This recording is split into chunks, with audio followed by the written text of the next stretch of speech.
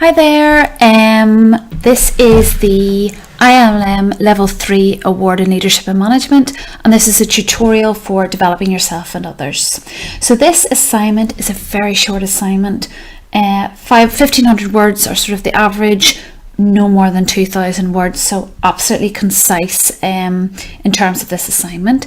It's split into two sections. The first one is knowing how to identify development needs, and the second part, know how to develop self and others to achieve organisational objectives. This is a really lovely assignment to complete actually, and to finish your learning programme as well. So let's crack on. 1.1, identify your own learning style and the learning styles of another team member. So we have done our Honey and Mumford Learning Styles questionnaire.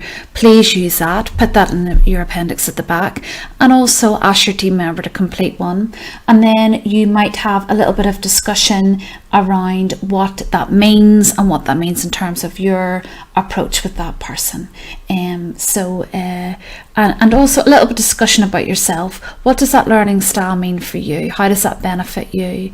What works for you with that? What do you find challenging as a result of that potential learning style? Okay. 1.2, use a simple technique for identifying your own development needs and the development needs of others. So you could use your SWOT analysis, you could use the skills gap analysis that's in your workbook. There's lots of approaches you could use, and you want it to provide a good range of your own development needs. And again, you need to replicate this with your team member. So again, they're going to use a similar technique. The SWOT analysis is great because you do that at the start of the learning program and also at the end, so it shows a wee bit of a difference there. But again, use the skills gap analysis, the career planning questions, whatever you think is appropriate there and works well for you as a team. You could also think about job descriptions or even feedback through your coaching diary. SWOT's a good one. It's simple and it shows progression. Okay, 1.3, identify potential barriers to learning. You could actually combine 1.3 and 1.4. So 1.3, identify the barriers. 1.4, explain how the barriers to learning can be overcome. So you could combine this if you want to, and hopefully the assessor would be pretty pragmatic and pull, see where the two answers are together. They want to see a range of potential barriers, so lots of different barriers, more than 2, so 3, 4, 5 of barriers. We'll have discussed that in our workshop, so you know where I'm coming from. And what they're looking for in terms of how the barriers to learning are overcome, they are looking for a thorough and detailed step-by-step explanation. So very detailed in there, not just a very overarching one, but detailed as in we could do this, this, this, this, and this.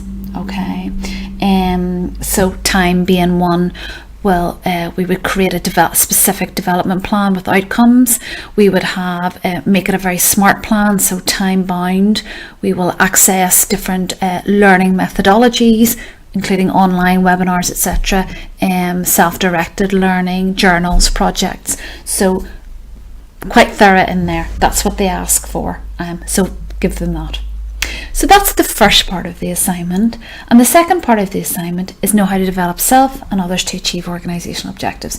So 2.1, briefly analyse the learning and development options. So these are the options to meet the needs of self and another team member. So look at several learning and development options. Is it about a qualification? Is it about a programme? Is it coaching for that individual? Do they need to do some self-directed learning, some online learning? What is it? Think about this for yourself and also for another team member, with lots of analysis around how that would benefit that individual and yourself in terms of your learning style. Okay, so a good conclusion in there around that. Okay, so 2.2, identify support mechanisms for the development of self and another team member.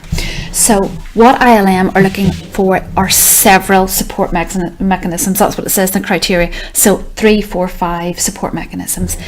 What is there in terms of learning and development or HR provision in your organisation? If it's a small organisation, What does your manager do in terms of supporting you? Do you get access to different projects? Do you get access to different parts of the business? Are you involved in the corporate social responsibility in any way? Try and think of absolutely everything and be as creative as possible in terms of those support mechanisms. Is there further education? Whatever it is, and outline as many as possible for both you and the other team member.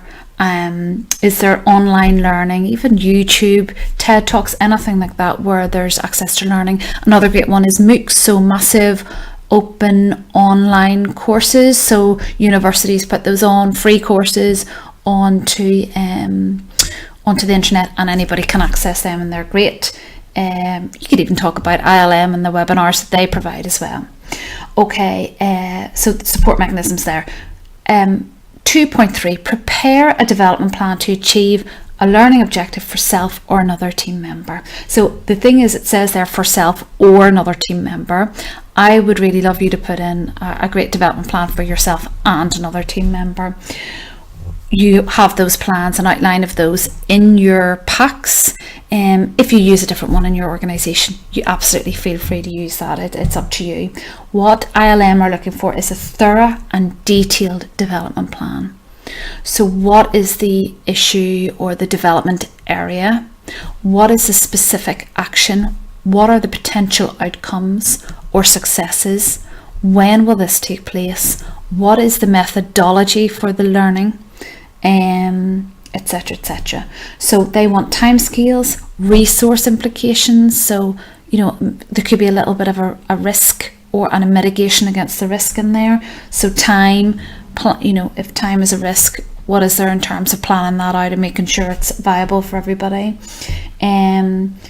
Explicitly designed to achieve a learning objective for the self or the other person. So that's why you really need to have in what the issue is or what the goal is and the action. So it's specific, nothing general.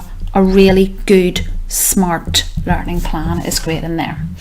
And then finally, 2.4, describe a method that could be used to monitor the development of self and another member of the team. So again, it's back to the and, yourself and the other one. If you don't put both yourself and your team member in, you will get a referral for that. So you need to do both. Okay, so this is a more simple, straightforward assignment, but we can't be complacent either. And sometimes people have been in the past.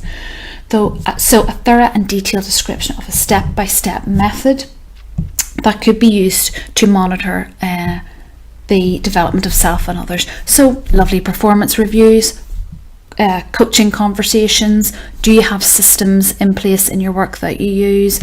Just your one-to-ones, your team meetings, your development plan review, whatever it is to monitor. And then you might want to do an evaluation against that development plan at some stage as well. Okay, so it's just some ideas in there, but always bring in your own great examples into that as well, which I know you have. Okay, good luck, and you know where I am if you need me.